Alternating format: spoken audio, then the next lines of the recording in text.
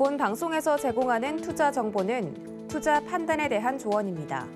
방송에서 제공하는 주식의 가치, 가격 상승 및 가격 하락에 대해서는 방송사에서 보장하지 않습니다.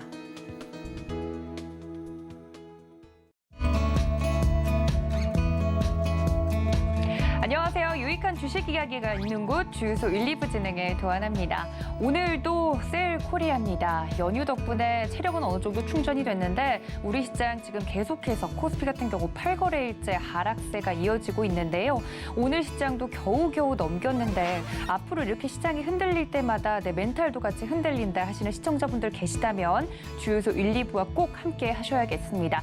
다행히 오늘 화요일 팀 어벤져스 팀으로 구성이 돼서요. 시장에 대한 이야기부터 종목 이야기까지 저희 위원님들이 해드릴 예정이니까요. 끝까지 저희와 함께 해주시면 되겠습니다. 그리고 주유소 노란톡과 유튜브 채널 활짝 열어두고 있으니까 많은 참여 부탁드리고요.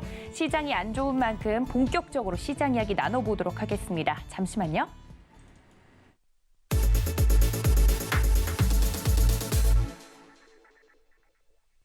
네, 화요일 어벤져스 팀 소개를 드려야 될 것 같습니다. 오늘 시장에 대해서 이야기를 해주실 박원재 위원님과 정재훈 위원님 모셨습니다. 위원님들 어서 오세요. 네, 오늘 또 나름대로 분위기를 차분하게 시작한 이유가 있습니다. 시장이 별로 좋지 않아서 시장에 대한 긴급 진단이 좀 필요해 보입니다.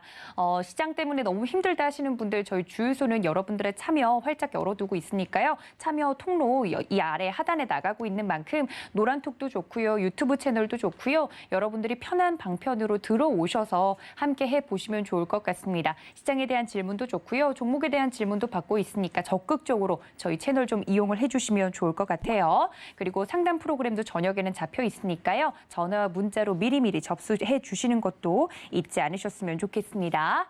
자, 저희 위원님들과 함께 오늘도 시장 이야기를 좀 나눠보면 좋을 것 같은데요. 어떤 키워드로 오늘 시장 정리를 해주셨는지 함께 보시죠.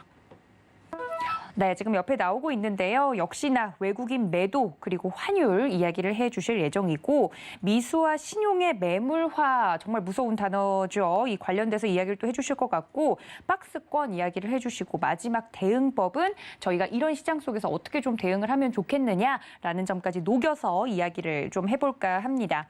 자, 사실 어제 또 공휴일이라서 임시 공휴일로 지정이 돼서 나름대로 또 편안하게 쉬고 싶으셨을 텐데 뭐 글로벌 시장도 그렇고 오늘 우리 시장 움직이는 걸 보면서 마음만은 좀 편치 않았다 이런 분들이 많으셨어요. 오늘 두 분께 오늘 시장에 대한 인상을 좀 여쭤보고 싶은데 박원재 위원님 일주일 만에 오셨잖아요. 네. 네, 시장이 여전히 안 좋아요. 오늘 시장 어떻게 보셨어요? 안 좋죠. 네. 네. 안 좋은 이유를 살펴봐야 되는데 안 좋은 이유는 수급이 안 좋아서 그렇습니다. 외국인이 팔아요. 네. 외국인은 왜 팔까요? 외국인이 파는 이유를 우리는 알 수가 없어요. 마음을 읽을 수 없죠. 외국인이 파는 이유를 알 수는 없는데 투자자들은 항상 상승장도 겪고 하락장도 겪습니다. 그러니까 투자의 세계에 들어왔다는 거는 상승과 하락은 그냥 병과지 상사입니다. 늘상 겪는 일이에요. 작년 3월 달 같은 장도 시장의 일부였고 네.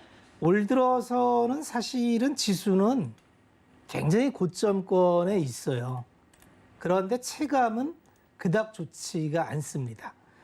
그 이유는 뭐냐 하면은 작년하고 좀 많이 다른 게 몇 가지가 있는데 작년에는 워낙 기저가 낮은 상태에서 그냥 방향성을 갖고 쭉 올랐는데 올해 시장은 방향성 자체가 좀 꾸준하지 않고요. 네. 두 번째는 수급이 예측하기가 굉장히 좀 어려워요. 그 수급이 예측하기 어렵다는 거는 외국인 매도 대 개인 매수의 구도는 변함이 없는데 위치가 다르다 보니까 개인 매수의 힘이 작년하고 틀립니다. 이게 이제 결정적인 차이가 날 거예요. 네. 아마 이제 2부 때보다 좀 자세하게 얘기를 전해드리겠지만 네. 외국인이 파는 이유를 우리가 이제 한번 추론을 해봐야 되는데 지난주를 보면은 주초만 해도 그렇게 세게 안 팔았어요. 네. 주초만 해도 그냥 뭐 매수하다가 파나 보다 그러다가 지난주가 옵션 만기일이었죠. 네. 그러면 통상 우리는 만기일 날 외국인들이 만기일 대비한 어떤 파생 포지션의 전략에 의한 그렇죠. 이런 매도 플레이를 흔히 해왔기 때문에 뭐 풋인지 콜인지에 따라서요. 네. 그래서 이제 만기일 날 매도할 때만 해도 그냥 만기 플레이를 하는구나. 네. 지난주에 산 거를 다 파네. 투덜투덜. 뭐 이 정도였는데 금요일 날 사실 심각했어요. 금요일 날 아침부터 굉장히 세게 밀었어요. 그럼 이거는 만기가 지났는데도 팔았다. 전에 없이 세게 나왔죠. 네. 시그널을 그러면 이미 보낸 거죠. 투자자들은 이걸 보고 그냥 대응을 하는 겁니다. 대응을 하는데 그래서 금요일 날 이제 긴급 공방을 통해서 뭐가 달라졌습니까? 라고 얘기를 한다면 작년 코로나 팬데믹 극복 이후에 우리는 차트를 통해서 견조하게 유지되어 왔던 하나의 선이 깨졌어요. 그게 121선이 깨졌습니다. 보통 이제 주가는 6개월 선행을 한다 그러죠. 그래서 6개월 선, 121선을 이제 경기선이라 해서 시장이 추세를 갖고 상승한다면 여간에서 121선을 깨지는 않습니다. 근데 이걸 깼어요. 그러면 시장이 다시 추세로 복귀하려면 보통 테스트할 때 3일 내에 추세에 복귀가 되지 않으면 시간이 걸리는 경우가 많아요. 그래서 금요일 날 대응을 했어야 되는 게 맞고요. 네. 그래서 이제 공방을 통해서 이날 이런 상황에서 우리는 투자자는 대응을 하는 게 맞습니다. 그래서 현금을 안 갖고 계신 분이라면 현금을 확보하는 게 필요합니다. 네. 개인차에 따라 다르겠지만 현금을 갖고 있어야 이 이후에 어떤 일이 벌어질지 모르는데 대응이 가능하다. 그렇죠. 그리고 오늘 여전히 많이 줄었지만 여전히 매도가 나와요. 매도가 나오고 결론을 지어서 얘기를 하면은 이 매도는 나중에 보면 왜 그랬는지 나옵니다.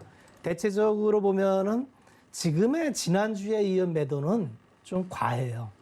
그러니까 전체적으로 이 매도를 하는 이유는 외국인이 매도하는 데는 이유가 있겠습니다만 지금까지 외국인들이 외환위기 이후에 한국 시장에서 비중을 차지할 때 보통 30%에서 45%까지 갖고 있었는데 네. 올 들어서 이제 30% 밑으로 떨어졌어요. 아마 오늘까지 팔므로 해서 한 29점 몇 프로 이렇게 비중을 갖고 있을 텐데 사실 그럼 지금까지 패턴으로 봤을 때에는 팔 만큼 팔았다. 이렇게 보는 게 맞습니다. 나중에 이제 외국인들이 어떤 이유에서 팔았고 다시 들어올 때는 어떤 이유로 들어오는 이유가 있겠지만 외국인들이라 해서 그 대단히 뭐 스마트한 전략을 갖고 있거나 이런 게 아니에요. 네. 외국인들이 대체로 갖고 있는 거는 지금 이머징 마켓은 거의 대부분이 패시브 펀드, 그러니까 기계적으로 들어와요.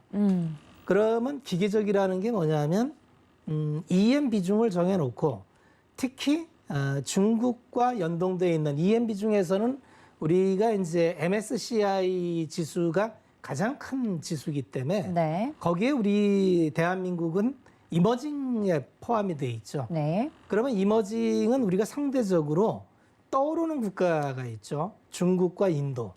그래서 중국과 인도가 계속 떠오르면서 비중이 늘어나기 때문에 대한민국은 리밸런싱 할 때마다 비중이 줄어들죠. 네. 그래서 이거는 지금 우리가 EM에 있는 한 당분간 계속 감수해야 될 포지션인데 지금 이렇게 계속 비중이 떨어진다는 거는 EM 섹터에 대한 인식이 지금 좋지를 않고요. 그래서 EM 전체적으로 자금이 안 들어와요. 이게 7월 달에 들어오다가 8월 달에 다시 이제 매도가 나오기 때문에 이 흐름이 멈추는지를 지켜봐야 되고요.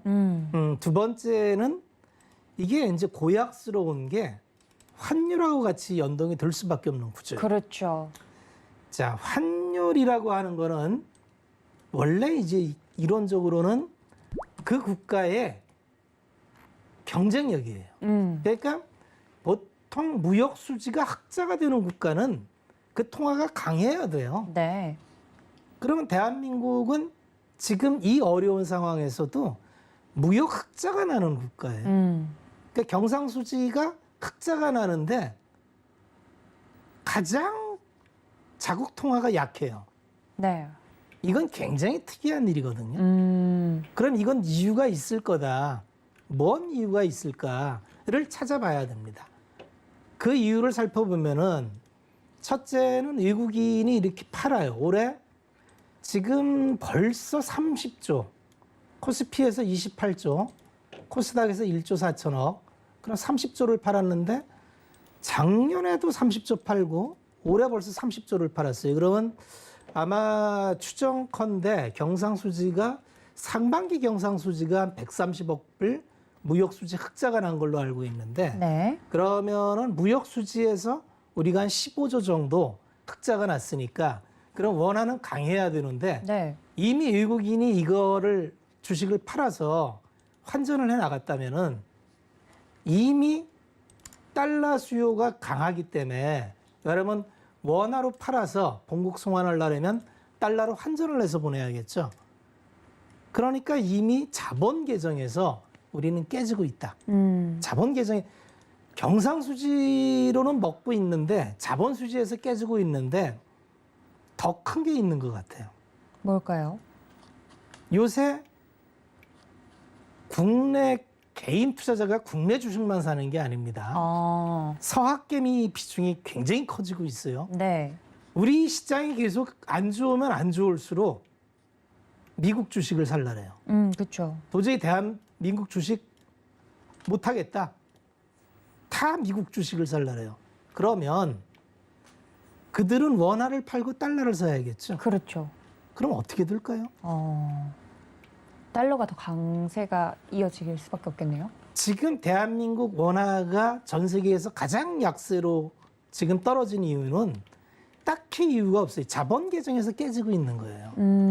그러면 이걸 잡으려면 어떻게 해야 돼요? 예전에는 이 정도 환율이 미끄러지면은 당국의 개입이 있었어요. 스무딩 개입이 나왔는데 요새 그것도 안 들어오는 것 같아요. 네. 그렇다면 어떤 스케줄을 갖고 있는지를 좀 봐야 돼요. 환율 차트를 보면은 지금 환율 차트를 잠깐 보면은 지금 대한민국 환율 차트가 일로 보면은 굉장히 가파르게 올라가고 있어요. 연초에 1,100원이 깨졌던 환율이 1,176원.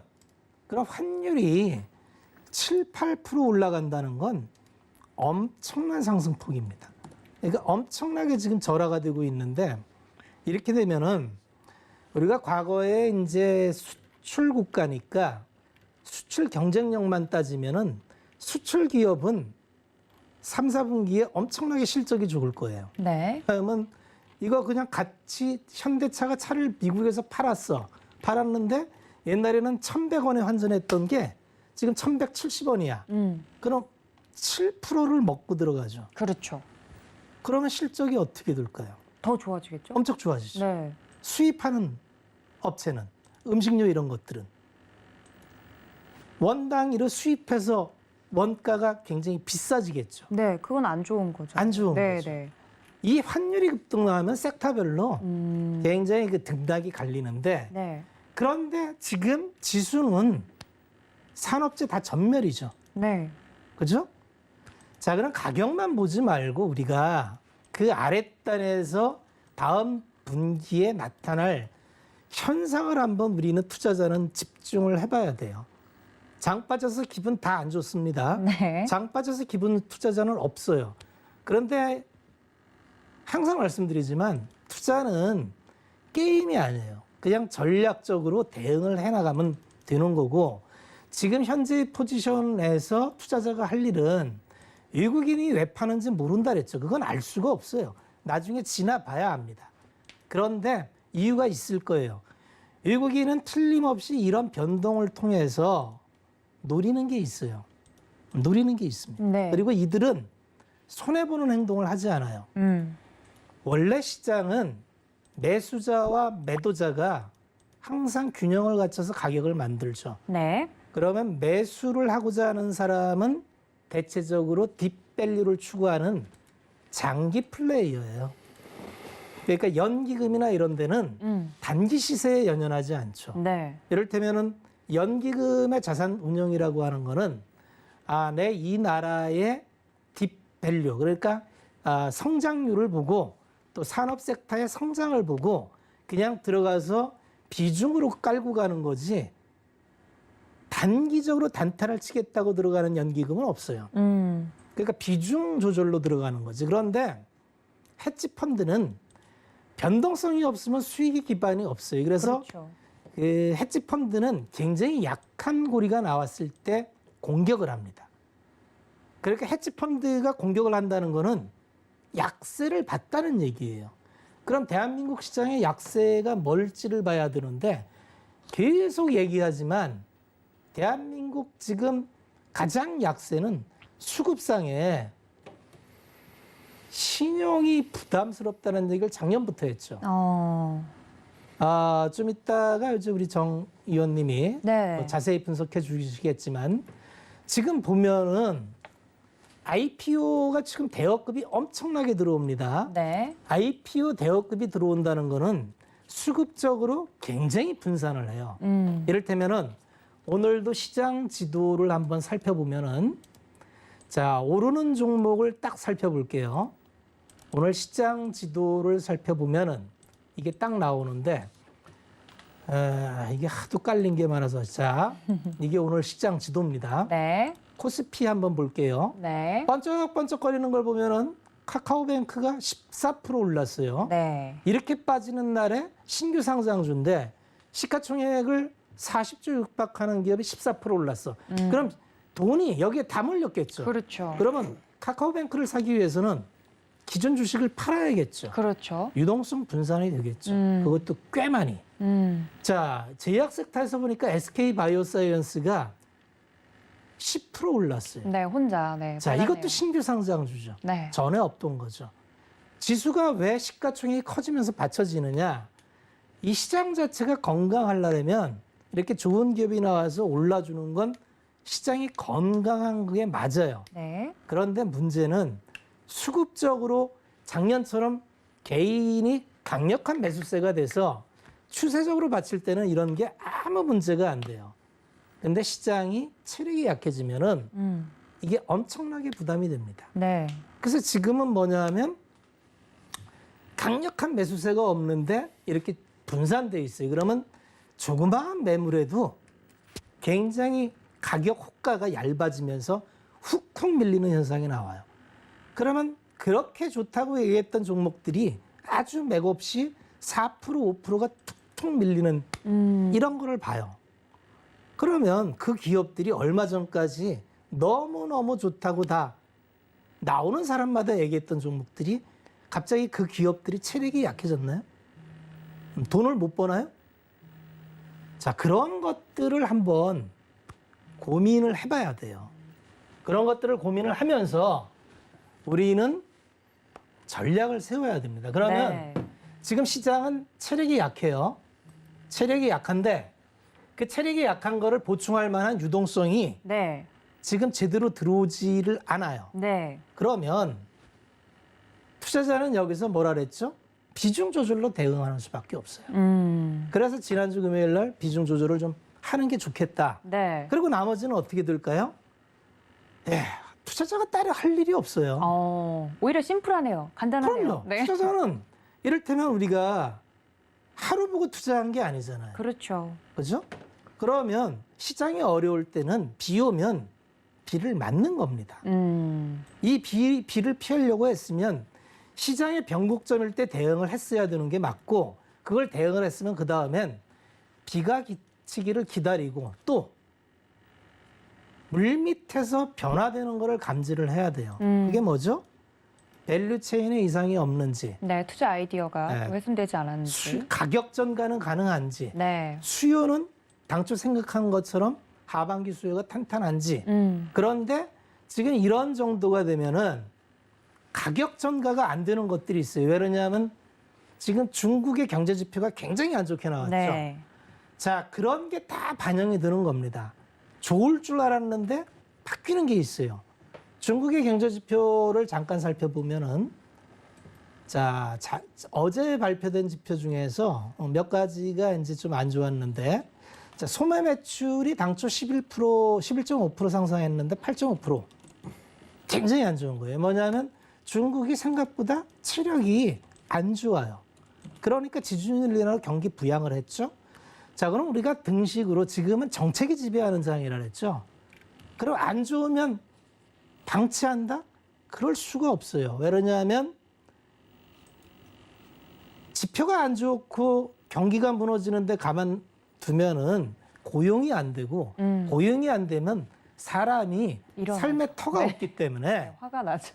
정권 유지가 안 돼요. 그렇죠. 그럼 무조건 경기 부양을 합니다. 그러니까 지금 투자자는 이 트레이드오프 관계 속에서 자신의 포지션을 계속 점검해 봐야 돼요. 그런 중국이 지금 계속 지난주부터 규제를 했어요. 규제를 했더니 지표가 확 나빠져요.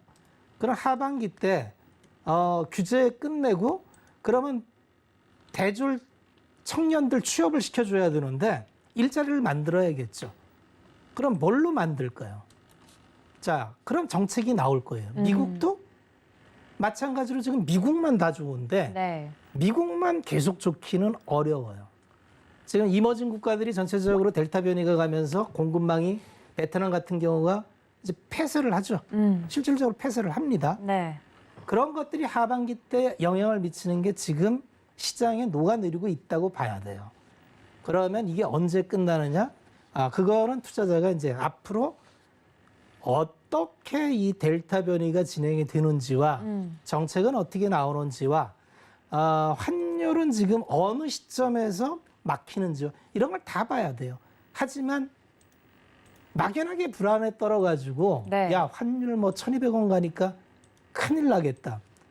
환율이 오르는 요인을 분석해 봐야 돼요. 이게 그냥 단순하게 외국인 팔고 자본 계정이 깨져서 가는 거라면 상승 작용은 있겠지만 보통 대한민국 환율이 1,200원을 넘어간다는 거는 외부적으로 금융위기가 왔을 때만 넘어갔던 선이에요. 그러니까 그거 넘긴다는 거는 사실 중앙에서 대응이 나온다고 봐야 되는 거고, 그래서 투자자의 입장에서는 현재 본인이 감당할 만한 포지션을 갖고 이러한 구간은 지켜볼 수밖에 없습니다. 그리고 더더욱이 이럴 때에는 선택과 집중을 해야 돼요. 작년처럼 쭉 올라갈 때는 깔아두면 유리한데 네. 이렇게 시장이 이제 기준점을 무너뜨리면 올라갈 때 다 같이 안 올라갑니다. 시장이. 그러니까 올라갈 때 빠르게 올라갈 수 있는 종목으로 집중을 해야 돼요. 그 작업을 지금 해야 됩니다. 아무 생각 없이 장 빠지는 것만 전전긍긍 해봐야 네. 답이 없어요. 그렇죠. 무슨 답이 있어요. 그래서 내가 내 거 어떻게 해요가 아니라 한번 서베이를 해보십시오. 수요가 단단하고 가격 전가가 되고 내가 갖고 있는 종목이 그런 종목인지 아니면 정말 위험한 종목인지를 본인이 지금 판단을 빨리 해야 됩니다. 그래서 지금 서서히 무게중심을 탄탄한 쪽으로 옮겨야 돼요. 그 작업을 해야 됩니다. 네, 박원재 전문가님 이야기를 들으니까요. 사실 지난주 금요일에는 사실 전체적인 그 시장을 봐주실 때 금요일 날 이미 나는 그 시그널을 읽었다라고 이야기를 해주시면서 함께 무료 방송 진행하시는 분들에게는 팁을 좀 드렸었습니다. 하지만 그렇지 함께 참여하지 못했던 분들에게는 오늘 시장이 좀 당황스러우셨을 수도 있을 것 같은데 그 부분에 대해서 박원재 위원님께서 해주신 말씀이 좀 와닿는 게 오히려 사고는 치밀하게 해야 되고 뭐 단순하게 환율이 1,200원 가면 어떡해요? 제 종목 몇 % 빠졌는데 어떡해요? 이렇게 생각하는 게 아니고 오히려 그 물 밑에 있는 컨텍스트 문맥을 읽는 건 치밀하게 읽어야 되고 오히려 행동이나 전략을 실행하는 데 있어서는 단순하게 해야 된다. 이런 이야기를 오늘 장을 이야기를 해주시면서 정리를 좀 해주셨습니다. 특히나 아까 살짝 언급은 해주셨지만 저희 다음 키워드가 미수와 신용의 매물화인데요. 가장 좀 걱정스러운 부분이 장이 빠질 때마다 저점 매수하면 되지 하고 사시는 분들 분들, 그런데 그냥 사는 게 아니고 빚을 내서 사는 분들이 굉장히 많아지고 있다는 것이 또 사회 현상으로서 하나 떠오르면서 오늘도 기사가 좀 쏟아지더라고요. 이 키워드를 또 정리를 해주셨어요. 미수와 신용의 매물화. 이 부분은 우리 정재훈 위원님이 설명해 주실까요? 예. 욕심이 많으면 처참하게 계좌로 보여줍니다. 그 부분들을 한 분기 내내 말씀을 좀 드렸을 거예요. 신용 미수 스탁론 쓰신 분들 다 정리하시라는 말씀을 좀 계속 드렸는데 이게 작년에 코로나 때와 지금의 상황을 보게 되면 뭐 돈으로만 보게 된다면 좀 상당히 많이 차이가 있어요. 작년 3월 달에 있었을 때의 고객 예탁금이라고 해야 될까요? 그 부분들을 좀 보게 되면 이게 검정색 선이 고객 예탁금이에요. 이 고객 예탁금이고 이 파란색 선이 신용 잔고예요. 이때가 이제 코로나가 터지면서 지수가 이제 급락이 나왔던 그 상황이거든요. 이때부터 고객 예탁금은 급증을 하기 시작을 했어요. 근데 이제 반대로 신용잔고가 터지는 그런 모습들을 좀 보이면서 변동성을 더 키우는 그런 모습들을 좀 보였었어요. 이때 신용잔고가 10조대였습니다. 10조대. 근데 바닥을 치고 나왔을 때 6조 4천억 정도가 거의 이게 3조 6천억 정도가 줄어들었어요. 그러면 약 한 30% 이상 털렸다라고 표현을 하죠. 냉정하게 얘기하면 털렸다라고 표현하는 게 맞습니다. 욕심부리다가. 지금 지수상으로 놓고 봤을 때 고객 예탁금 자체는 어마무시하게 늘었어요. 이때는 30조대, 지금 70조대입니다. 근데 지금 현재 신용잔고는 25조대입니다.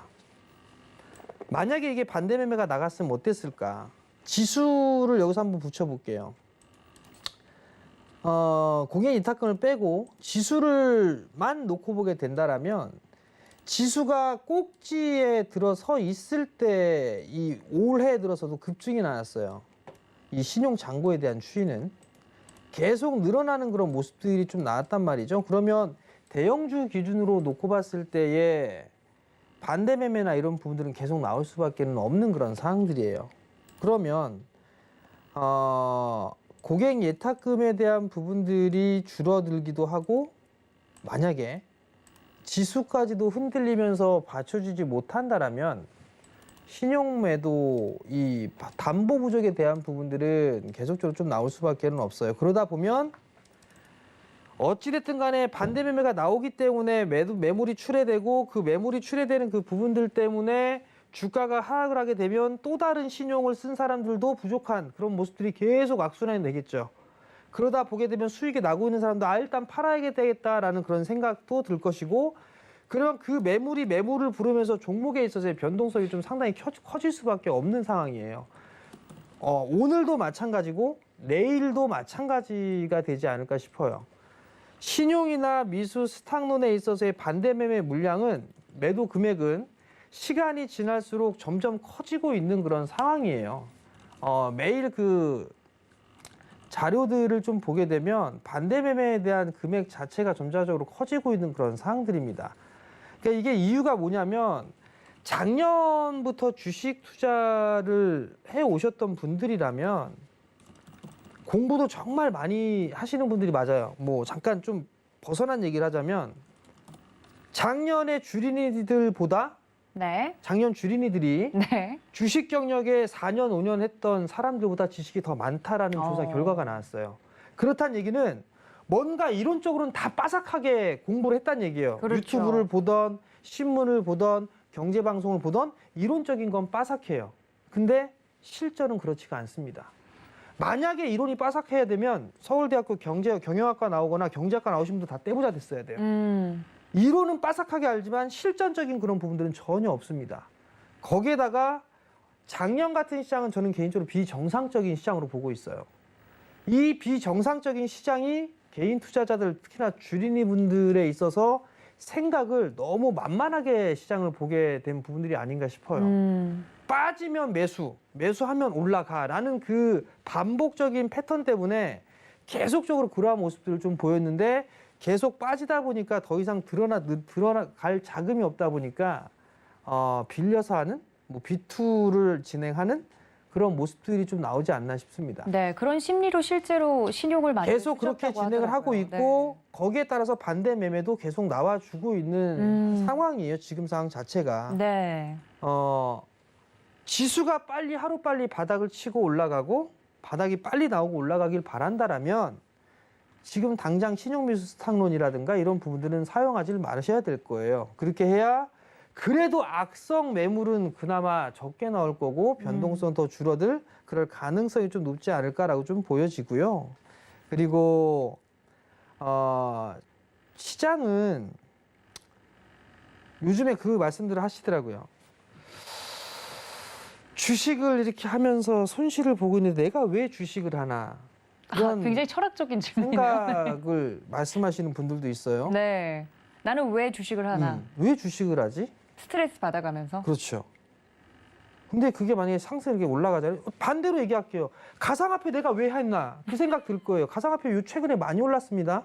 네. 그러면 본인에게 여쭤보시는 건가요? 주식은 안 하고 가상화폐로 가야 되나? 이 생각들 분명히 하실 분들 있을 거예요. 그렇죠. 가상화폐 주식 하시는 분들이라면. 그럼 반대로 주식 괜찮았었고 가상화폐가 급락 나왔을 때 내가 가상화폐를 왜 했을까라는 그 생각을 해요. 그러니까 이게 단편적인 것만 보기 때문에 그런 거예요. 지수는요, 시장은 나라가 망하지 않는 한 우상향입니다. 장기적으로. 근데 그 긴 관점적인 시각을 보면서 해야 되는데 단기적으로 이 흐름들이 나오지 않다 보니까 지치고 짜증이 나고 거기다가 이제 손실이 조금 늘어나 있는 그런 모습들을 보이다 보니까 회의감도 느끼고 그런 부분들이 생기는 것 같아요. 지수 빠지면 다시 올라갑니다. 다시 올라갈 부분들은 맞지만 지금 당장이 고통스러운 거거든요. 지금 당장이. 그러면 고민해 볼 필요성은 있어요. 내가 만약에 내 현금으로만 했다라면 버틸 수가 있어요. 근데 빚을 내서 했다라면 이거는 마이너스가 점점 커지게 되면 상환을 해야 되는 부담이 있을 수밖에 없어요. 그렇기 때문에 계속 매도를 하고서 메꾸는 그런 모습들을 좀 보여줘야 되는데 아직까지 매도 클라이막스가 나왔다라고 좀 보여지진 않아요. 네. 즉 투매는 안 나온 것 같습니다. 투매가 나와주는 흐름들이 보여줘야 신용이 많이 줄어들 거고 거기에서 단기적으로 바닥이 나올 그럴 가능성이 좀 높아 보여요. 근데 여기서 중요한 거 그러면 지금이라도 다 팔아서 현금을 만들어 놓고 난 다음에 다시 매수 포인트를 좀 잡아야 될까? 그렇죠. 작년 3월 달 코로나 때려 맞았어도 저 한 주도 안 팔았습니다. 그리고 지금도 갖고 있어요. 삼성전자를 10년 동안 보유하고 있다면 그 수익이 어마무시합니다. 잔파동이 그 퍼센트가 좀 크긴 해도 장기 투자를 했던 그 수익률을 단기 투자가 절대로 따라올 수는 없어요. 그러니까 결국 무슨 말씀이냐면 내가 단기적인 시각으로 종목을 접근을 했는지 아니면 투자적인 부분들로 접근을 했는지 그 부분들을 보시고 난 다음에 그 내가 투자를 하고 있는 그런 기업이 성장을 유지해 나간다라면 잔파동도 좀 참을 줄도 알아야 되지 않을까라고 좀 보여지고요. 단기적으로 좀 보셨던 분들이랑 무조건 차트 대응을 해야 되는 그런 사항들이고 그런 접근적인 방법의 차이를 활용하시는 게 좀 좋을 것 같고 빚내서 하지 마세요. 빚내서 하게 되면 오히려 행복보다는 고통이 더 많이 커질 그럴 부분들이 나올 수가 있으니까. 그리고 시장 빠져야 뭐 지가 얼마나 빠지겠어요. 뭐 2,800 갈까요? 2,700 갈까요? 뭐 그런다면 지금 당장 팔아야죠. 지금 당장 팔아야 되는데 지가 뭐 빠져야 뭐 박스인데요 뭐 이상입니다. 네, 오늘만큼은 이 박스권이라는 키워드가 좀 반갑게 들리는 것 같습니다. 정재훈 의원님이 뭐 시장이 빠져봐야 얼마나 빠지겠냐라고 장난스럽게 하신 말씀이 오늘은 좀 위안이 되는 그런 하루였던 것 같아요. 시장에 대해서 이야기를 해주시면서 특히 B2라고 하죠. 빚을 내서 이제 투자를 하시는 분들에 한해서 이야기를 좀 해드렸는데 물론 시장은 박스권이겠지만 여기서 좀 짚고 넘어가야 될 것 같습니다. 종목에 대해서 내가 단기적으로 접근을 한 것인지 장기적으로 정말 투자의 목적을 가지고 들어간 것인지에 대해서 대응법이 지금은 달라질 수밖에 없다 강조를 해드렸는데요.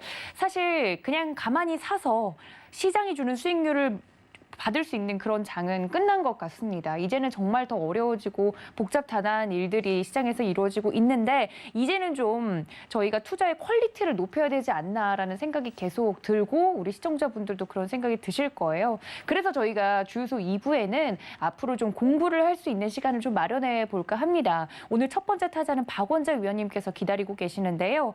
이렇게 시장에 대해서 정말 투자를 하시는 분들이 아까 정재훈 전문가님이 이야기도 해주셨지만 요즘 투자하시는 분들 그냥 감으로 하시는 분들 없습니다. 공부 정말 열심히 하시고요. 찾아도 많이 보시는데 그걸 정말 체화해서 행동으로 옮길 수 있는 분들이 몇이나 될까 이런 이야기를 해드렸는데요.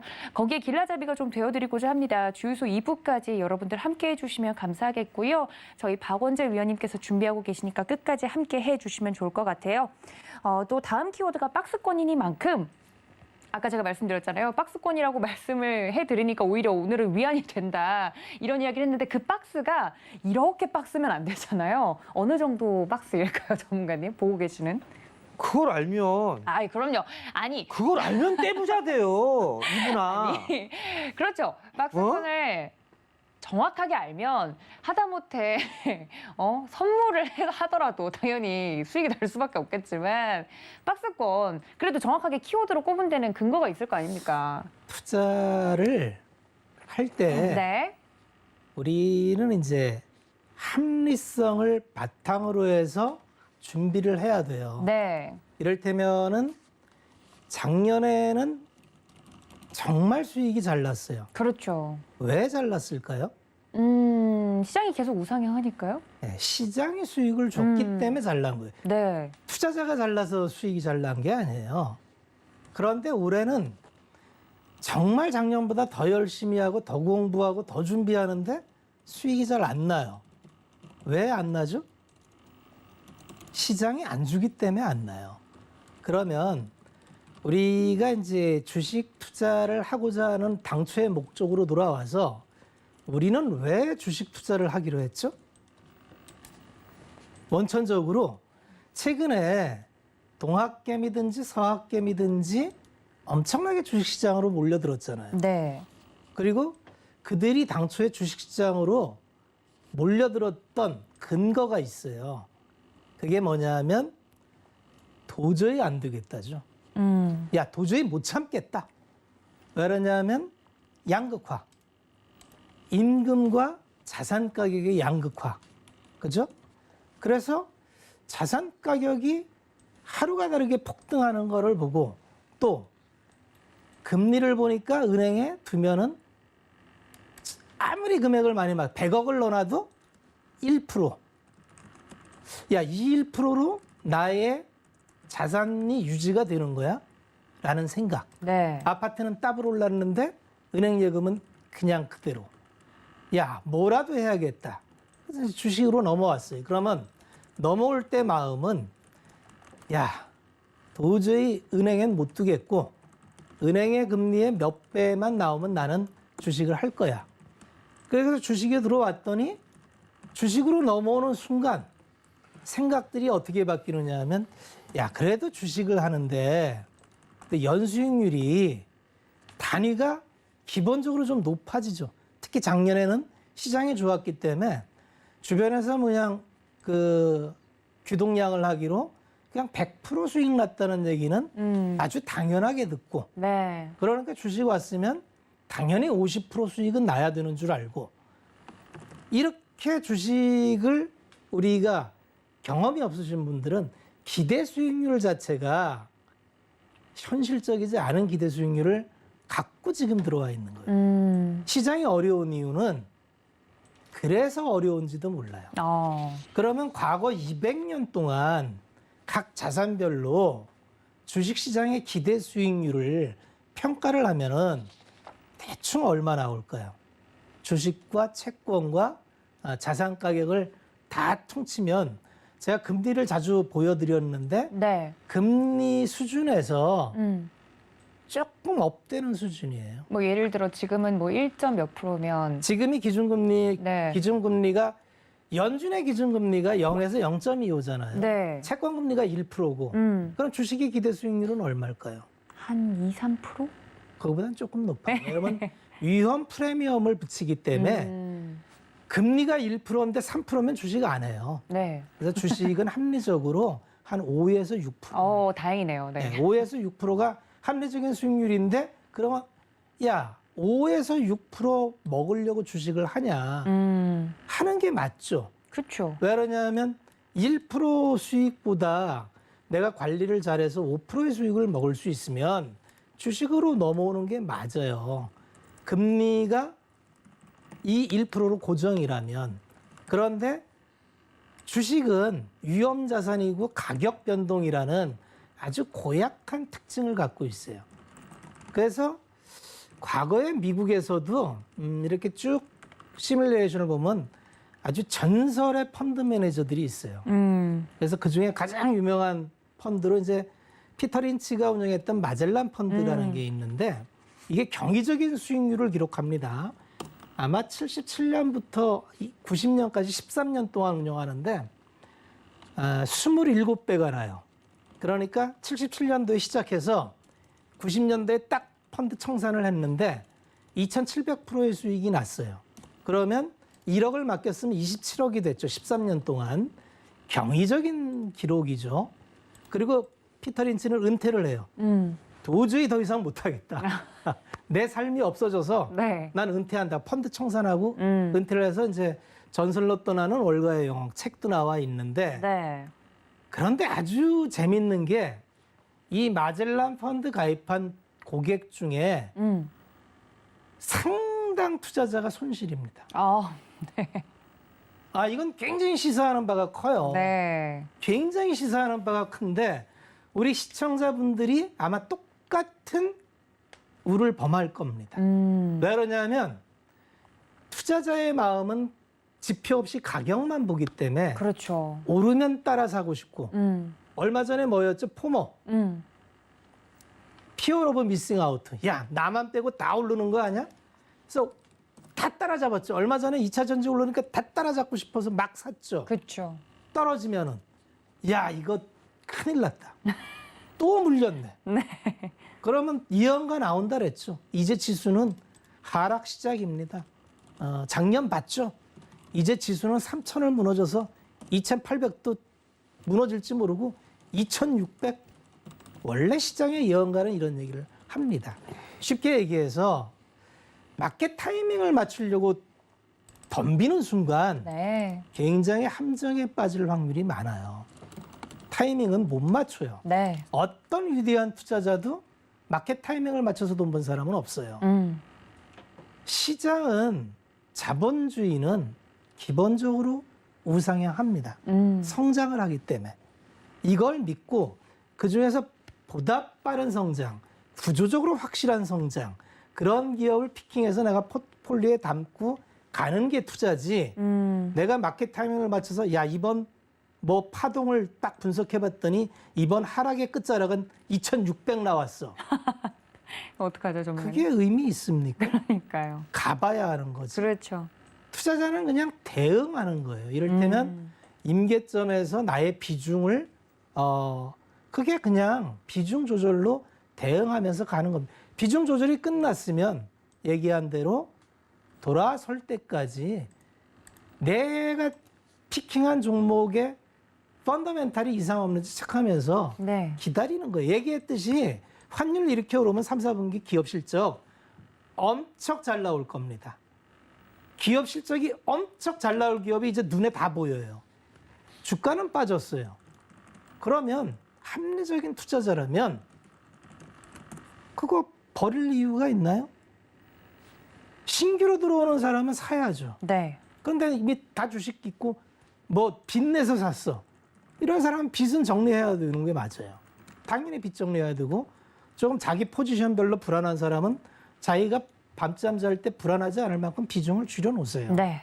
그리고 그다음엔 내가 투자한 기업을 믿고 기다려야 됩니다. 이게 언제 끝날지는 몰라요. 그런데 과거의 역사를 보니 네. 결국 이런 것 있고 돌아서더라는 거죠. 아, 네. 작년 3월 달에 판 사람들은 내가 미리 팔아갖고 다 자랑을 했어요. 난 팔았다고. 그렇죠. 올라올 때 주식 갖고 있었나요? 아, 아니죠. 결국 내려갈 때 주식 판 사람이 주식 채우는 시기는 보통 자기가 매도한 가격 위에서 할 확률이 확률적으로 훨씬 많아요. 그래서 투자는 정말 타이밍 잡는 게 아닙니다. 네. 타이밍 잡는 게 아니고 우리가 투자하는 기업이 항상 생각을 이게 피크아웃 정말 피크아웃 돼서 수요가 끝나고 가격 전가가 안 기는 기업이면 바꿔야 돼요. 수요가 단단하고 가격 전가가 잘 되는 기업으로 그런 걸 고민하십시오. 알겠습니다. 정말 그런 이야기를 들으면 들을수록 네, 잘 혼나고 있다는 생각이 듭니다. 아니, 관련돼서 또 키워드가 박스권인데 더불어서 우리 정재훈 전문가님 하실 말씀 있으실까요? 그러니까 이게 박스권의 상단은 얼마, 하단은 얼마 예측하려고 하지 마세요. 네. 바로 보여드리면 작년 같은 경우를 보게 되면 이게 한 3개월이에요, 3개월.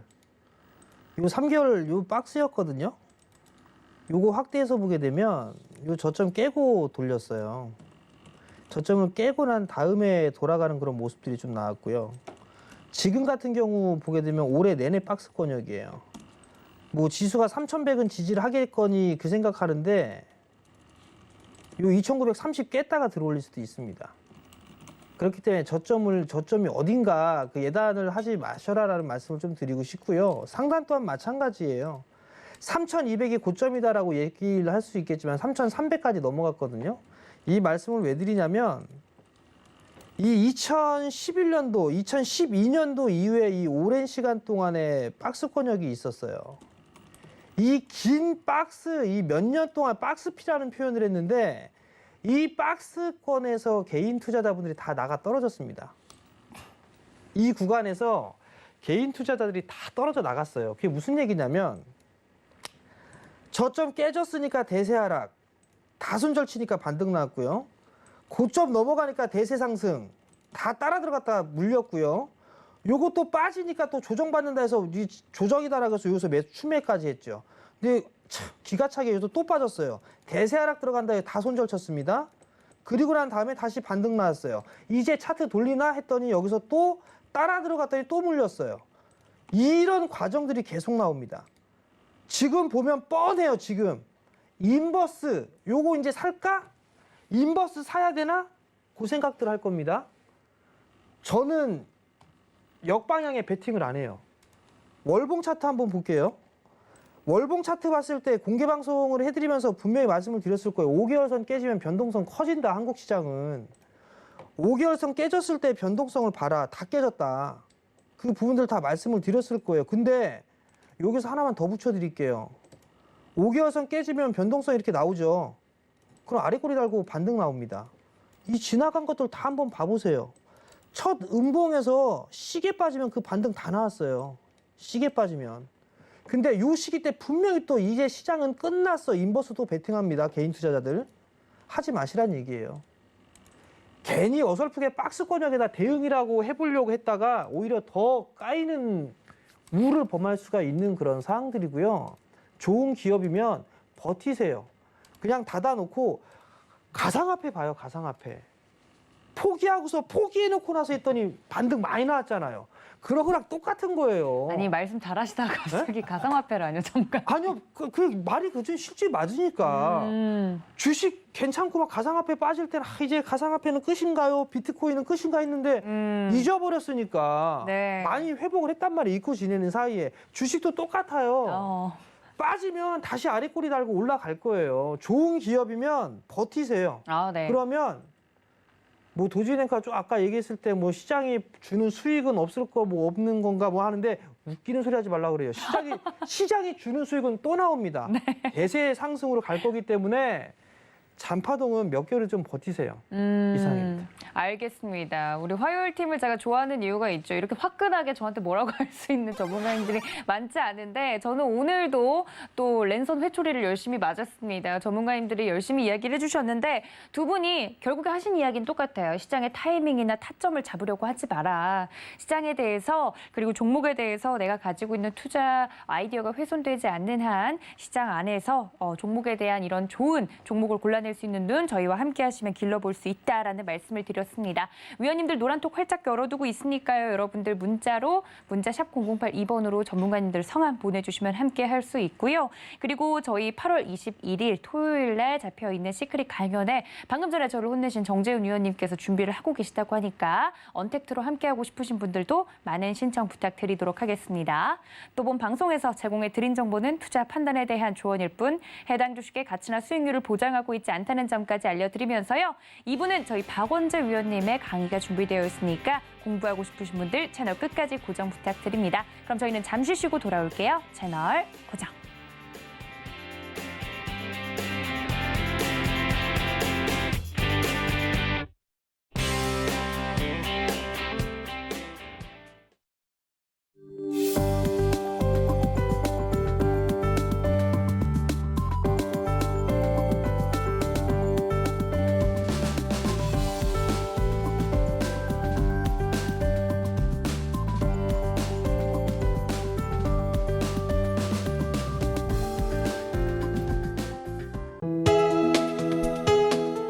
본 방송에서 제공하는 투자 정보는 투자 판단에 대한 조언입니다.